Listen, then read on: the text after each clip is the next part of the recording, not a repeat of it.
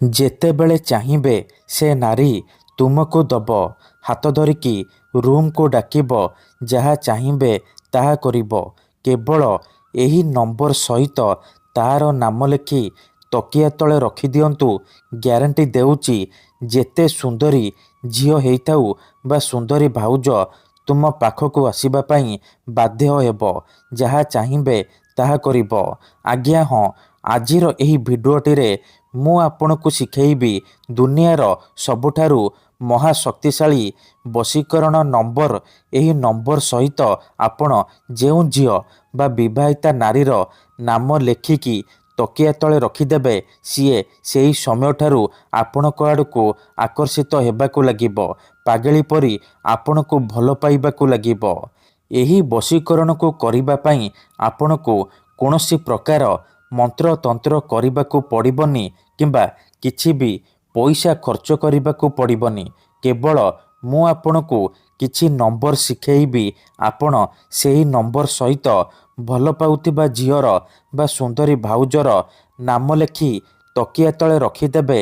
Guarantee ଦେଉଛି, ଯେମିତି ଆପଣ ଏପଟେ ଏହି କାମ କରିବେ, ସେପଟେ ସେ ଝିଅ ବା ନାରୀ ଆପଣଙ୍କ ଆଡ଼କୁ ଆକର୍ଷିତ ହେବାକୁ ଲାଗିବ। ନିଜେ ଆପଣଙ୍କୁ ଫୋନ୍ କରିବ, ଘରକୁ ଡାକିବ, ଯାହା ଚାହିଁବେ ତାହା କରିବ। ନମସ୍କାର ଫ୍ରେଣ୍ଡସ୍, ଓଡ଼ିଆ ଫୁଣ୍ଡା ଚ୍ୟାନେଲକୁ ଆପଣମାନଙ୍କୁ ସ୍ୱାଗତ। ଯଦି ଆପଣ କେଉଁ ଝିଅ ବା ବିବାହିତା ନାରୀକୁ ମନେ ମନେ ଭଲ ପାଉଛନ୍ତି, ପଡ଼ିଶା ଘର ସୁନ୍ଦରୀ ଭାଉଜ ଆଡ଼କୁ ଆକର୍ଷିତ ହେଉଛନ୍ତି, କିନ୍ତୁ ଯେତେ ଚେଷ୍ଟା କଲେ ମଧ୍ୟ ତାକୁ ପଟେଇ ପାରୁନାହାନ୍ତି, ତାକୁ ନିଜର ମନ କଥା କହିପାରୁନାହାନ୍ତି, ଆଉ ଆପଣ ଚାହୁଁଛନ୍ତି କି ସିଏ ନିଜେ ଆସି ଆପଣଙ୍କୁ ଭଲ ପାଉଛି ବୋଲି କହୁ, ଆପଣଙ୍କର ସବୁ ଇଚ୍ଛାକୁ ପୂରଣ କରୁ, ତେବେ ଆଜିର ଏହି ଭିଡ଼ିଓଟି ଆପଣଙ୍କର ଇଚ୍ଛାକୁ ପୂରଣ କରିବ। କାରଣ ଆଜିର ଏହି ଭିଡ଼ିଓଟିରେ ମୁଁ ଆପଣଙ୍କ ପାଇଁ ଆମର ତନ୍ତ୍ରଶାସ୍ତ୍ରରୁ ଝିଅ ପଟେଇବା ପାଇଁ ବଶୀକରଣ ବିଦ୍ୟା ନେଇ ଆସିଛି।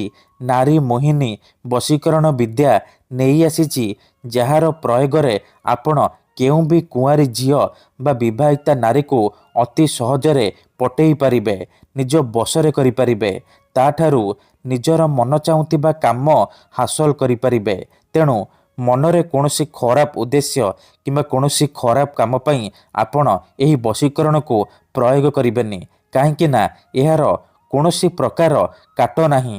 ଆଜ୍ଞା ହଁ, ମାତ୍ର ଥରେ ଯେଉଁ ଝିଅ ବା ବିବାହିତା ନାରୀ ଉପରେ ଆପଣ ଏହି ବଶୀକରଣ କରିଦେବେ, ସିଏ ସେହି ସମୟଠାରୁ ଆପଣଙ୍କ ଆଡ଼କୁ ଆକର୍ଷିତ ହେବାକୁ ଲାଗିବ। ରାତି ଦିନ ଆପଣଙ୍କ କଥା ଭାବିବ। ଆପଣଙ୍କ ପ୍ରେମରେ ଏମିତି ଦିବାନୀ ହେଇଯିବ କି ଆପଣଙ୍କୁ ନ ଦେଖି ରହିପାରିବନି। ଯଦି ଆପଣ ସତରେ ସେ ଝିଅକୁ ଭଲ ପାଉଛନ୍ତି, ପଡ଼ିଶା ଘର ସୁନ୍ଦରୀ ଭାଉଜଠାରୁ ମନ ମୁତାବକ କାମ ହାସଲ କରିବାକୁ ଚାହୁଁଛନ୍ତି, ତେବେ ଆଜିର ଏହି ଭିଡ଼ିଓଟିକୁ ଶେଷ ପର୍ଯ୍ୟନ୍ତ ଦେଖନ୍ତୁ। ଅଧାରୁ ଛାଡ଼ିକି ପଳେଇଲେ କିମ୍ବା କାଟି କାଟି ଦେଖିଲେ ଆପଣ କିଛି ବି ବୁଝିପାରିବେନି। ପରେ କମେଣ୍ଟ କରିବେ, ଗୁରୁଜୀ ଆପଣଙ୍କର ବଶୀକରଣ କାମ କରୁନି। ତେଣୁ ଭିଡ଼ିଓଟିକୁ ମୂଳରୁ ଶେଷ ପର୍ଯ୍ୟନ୍ତ ଧ୍ୟାନ ସହିତ ଦେଖନ୍ତୁ। ପ୍ରୟୋଗ ବିଧିକୁ ଠିକ୍ ଭାବରେ ବୁଝନ୍ତୁ, ତାପରେ ଆପଣ ଏହି ବଶୀକରଣ କରିବା ପାଇଁ ଯିବେ। ତେବେ ଯାଇ ଆପଣଙ୍କର ବଶୀକରଣ କାମ କରିବ। କାହିଁକି ନା ଏହି ବଶୀକରଣକୁ ପ୍ରୟୋଗ କରି ହଜାର ହଜାର ଲୋକମାନେ ଲାଭବାନ ହେଇଛନ୍ତି। ବର୍ଷ ବର୍ଷ ଧରି ଭାଙ୍ଗି ଯାଇଥିବା ପୁରୁଣା ପ୍ରେମକୁ ଫେରାଇ ଆଣିପାରିଛନ୍ତି। ଶାଶୁ, ନଣନ୍ଦ, ଦିଅର, ଭାଉଜ କାହାକୁ ବି ନିଜ ବଶରେ କରି ତାଠାରୁ ନିଜର ମନ ମୁତାବକ କାମ ହାସଲ କରିପାରିଛନ୍ତି। ଆପଣଙ୍କୁ ବେଶୀ କିଛି କରିବାକୁ ପଡ଼ିବନି। କେବଳ ମୁଁ ଆପଣଙ୍କୁ କିଛି ନମ୍ବର ଶିଖେଇବି। ଆପଣ ଯେଉଁ ଝିଅ ବା ନାରୀକୁ ପଟେଇବାକୁ ଚାହୁଁଛନ୍ତି, ଯାହାକୁ ଭଲ ପାଉଛନ୍ତି, ତାର ନାମ ଲେଖି ତକିଆ ତଳେ ରଖିଦେବେ। ତାପରେ ଦେଖିବେ, ଯେଉଁ ଝିଅ ଆପଣଙ୍କୁ ଭାव ଦେଉନଥିଲା, ଇଗ୍ନୋର କରୁଥିଲା, ସେ ଝିଅ ନିଜେ ଆସି ଆପଣଙ୍କ ସହିତ କଥା ହେବ, ଆପଣଙ୍କୁ ଭଲ ପାଉଛି ବୋଲି କହିବ। ଯେଉଁ ପଡ଼ିଶା ଘର ଭାଉଜ ଆପଣଙ୍କୁ ଅଣଦେଖା କରୁଥିଲା, ପାଖକୁ ଡାକୁନଥିଲା, ସିଏ ନିଜେ ଫୋନ୍ କରିବ, ହାତ ଧରିକି ରୁମ୍କୁ ଡାକିବ, ଯାହା ଚାହିଁବେ ତାହା କରିବ। ତେବେ ଏହି ବଶୀକରଣ ଆପଣ କିପରି କରିବେ, କେମିତି କରିବେ, କିପରି ଆପଣ ନମ୍ବର ସହିତ ସେ ଝିଅ ବା ନାରୀର ନାମ ଲେଖିବେ, ମୁଁ ଆପଣଙ୍କୁ ଶିଖେଇବି। ସମ୍ପୂର୍ଣ୍ଣ ପ୍ରୟୋଗ ବିଧି ମୁଁ ଆପଣଙ୍କୁ ଠିକ୍ ଭାବରେ ଶିଖେଇବି। ଜାଣିବା ପାଇଁ ଭିଡ଼ିଓଟିକୁ ମୂଳରୁ ଶେଷ ପର୍ଯ୍ୟନ୍ତ ପୁରା ଧ୍ୟାନ ସହିତ ଦେଖନ୍ତୁ। ଠିକ୍ ଅଛି।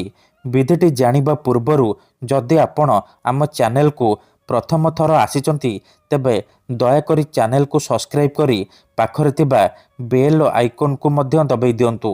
ଯାହାଦ୍ୱାରା ଆମେ ଯେଉଁ ବି ଭିଡ଼ିଓ ଅପଲୋଡ଼ କରିବୁ ସର୍ବପ୍ରଥମେ ଆପଣ ଦେଖିପାରିବେ ଆଉ ତାର ଲାଭ ପାଇପାରିବେ। ବଶୀକରଣ କରିବା ପୂର୍ବରୁ ଗୋଟିଏ ଛୋଟିଆ କଥା ଜାଣି ରଖନ୍ତୁ। ଯେତେବେଳେ ଆପଣ କାହାକୁ ନିଜଠାରୁ ଅଧିକ ଭଲ ପାଉଛନ୍ତି ତା ବିନା ବଞ୍ଚିପାରିବେନି ଭାବୁଛନ୍ତି ସେତେବେଳେ ଆପଣ ବଶୀକରଣ କରିପାରିବେ। ଯଦି କେଉଁ ଲୋକ ବିନା କାରଣରେ ଆପଣଙ୍କୁ ହଇରାଣ କରୁଛି, ଆପଣଙ୍କର ଘର ପରିବାର ଉପରେ ଖରାପ ନଜର ପକାଉଛି, ଏହିପରି ପରିସ୍ଥିତିରେ ଆପଣ ବଶୀକରଣ କରିପାରିବେ। କାହିଁକି ନା କେତେଥର ଏମିତି ହେଇଥାଏ କି ଆମର ଶତ୍ରୁ ଆମଠାରୁ ପଇସାରେ ଆଉ ଶକ୍ତିରେ ବଳବାନ ହେଇଥାଏ, ଆଉ ଆମେ ଚାହିଁକି ବି ତାର କିଛି କରିପାରୁନାହୁଁ। ଏହିପରି ପରିସ୍ଥିତିରେ ଆପଣ ବଶୀକରଣ କରିପାରିବେ। ନିଜ ଶତ୍ରୁକୁ ହାତ ମୁଠାରେ ରଖିପାରିବେ। ସୁନ୍ଦରୀରୁ ସୁନ୍ଦରୀ ଝିଅକୁ ଅତି ସହଜରେ ପଟେଇ ପାରିବେ। ପଡ଼ିଶା ଘର ଭାଉଜଠାରୁ ନିଜର ମନ ଚାହୁଁଥିବା କାମ ହାସଲ କରିପାରିବେ। କିନ୍ତୁ ଏହି ବଶୀକରଣକୁ ଆପଣ ଭାବିଚିନ୍ତିକି ପ୍ରୟୋଗ କରିବେ। ଠିକ୍ ଅଛି। ତେବେ ଚାଲନ୍ତୁ ଜାଣିବା ଏହି ବଶୀକରଣ ଆପଣ କିପରି କରିବେ। ଏହି ବଶୀକରଣ କରିବା ପାଇଁ ଆପଣଙ୍କୁ କୌଣସି ପ୍ରକାର ସାମଗ୍ରୀର ଆବଶ୍ୟକ ନାହିଁ କିମ୍ବା କିଛି ବି ପଇସା ଖର୍ଚ୍ଚ କରିବାକୁ ପଡ଼ିବନି। କେବଳ ଖଣ୍ଡେ ସାଧା କାଗଜ ଆଣିବେ ଆଉ କଲମ ଆଣିବେ, ଯାହାଦ୍ୱାରା ଆପଣ ଏହି ବଶୀକରଣକୁ କରିପାରିବେ। ପ୍ରଥମେ ଆପଣ କ'ଣ କରିବେ, ଖଣ୍ଡେ ସାଧା କାଗଜ ଆଉ କଲମ ଆଣିସାରିବା ପରେ ଭଲ ଭାବରେ ହାତ ଗୋଡ଼ ଧୋଇକି ଏହି ବଶୀକରଣକୁ ଆରମ୍ଭ କରିବେ। ମନେ ରଖନ୍ତୁ, ଏହି ବଶୀକରଣ ବିଧିକୁ ଆପଣ କେବଳ ଶୁକ୍ରବାର ଦିନ କରିବେ। ରାତିରେ ଶୋଇବା ପୂର୍ବରୁ କରିବେ। ଠିକ୍ ଅଛି। ନିଜର ଶୋଇବା ଘରେ ବା ଶୋଇବା ରୁମ୍ରେ ଆପଣ ଏହି ବଶୀକରଣ କରିପାରିବେ। ପ୍ରଥମେ ଆପଣ କ'ଣ କରିବେ, ଧ୍ୟାନ ସହିତ ଶୁଣନ୍ତୁ। ଦକ୍ଷିଣ ଦିଗକୁ ମୁହଁ କରିକି ବସି ପଡ଼ିବେ, ଯେଉଁଠାରେ ଆପଣଙ୍କୁ କେହି ଦେଖିବେନି କିମ୍ବା ଡାକିବେନି। ତାପରେ କାଗଜରେ ସେଇ ଝିଅ ବା ନାରୀର ନାମ ଲେଖିବେ ଆଉ ତା ପାଖରେ ନିଜର ନାମ ଲେଖିବେ। ଦେଖନ୍ତୁ, ମନେକର ଆପଣ ଯେଉଁ ଝିଅ ବା ନାରୀକୁ ପଟେଇବାକୁ ଚାହୁଁଛନ୍ତି ତାର ନାମ ହେଉଛି ଲିପି ଆଉ ଆପଣଙ୍କର ନାମ ରାଜା। ତେବେ ଆପଣ ପ୍ରଥମେ ଲେଖିବେ ଲିପି, ତା ପାଖରେ ଲେଖିବେ ରାଜା। ନାମ ଲେଖିସାରିବା ପରେ ତା ତଳେ ଆପଣ 3ଟି ନମ୍ବର ଲେଖିବେ, 7, 8, 6। ନମ୍ବର ଲେଖିସାରିବା ପରେ ତା ତଳେ ଆପଣ ଗୋଟିଏ ମୁସଲିମ ବଶୀକରଣ ମନ୍ତ୍ର ଲେଖିବେ, ୟା ଆଲ୍ଲା ଲାଏଲା ରଫିଓ। ଏହି ମନ୍ତ୍ରକୁ ଲେଖିବେ। ମନ୍ତ୍ର ଲେଖିସାରିବା ପରେ କାଗଜକୁ ଭଲ ଭାବରେ ମୋଡ଼ିକି ଡାହାଣ ହାତରେ ମୁଠେଇକି ଧରିବେ ଆଉ ଆଖି ବନ୍ଦ କରିକି ସେହି ଝିଅ ବା ନାରୀକୁ ମନେ ମନେ ଭାବିବେ। ତାପରେ ଏହି ମୁସଲିମ ମନ୍ତ୍ରକୁ 7 ଥର ପଢ଼ିବେ, ୟା ଆଲ୍ଲା ଲାଏଲା ରଫିଓ, ୟା ଆଲ୍ଲା ଲାଏଲା ରଫିଓ। ଏହିପରି ମନ୍ତ୍ରକୁ 7 ଥର ପଢ଼ିବେ।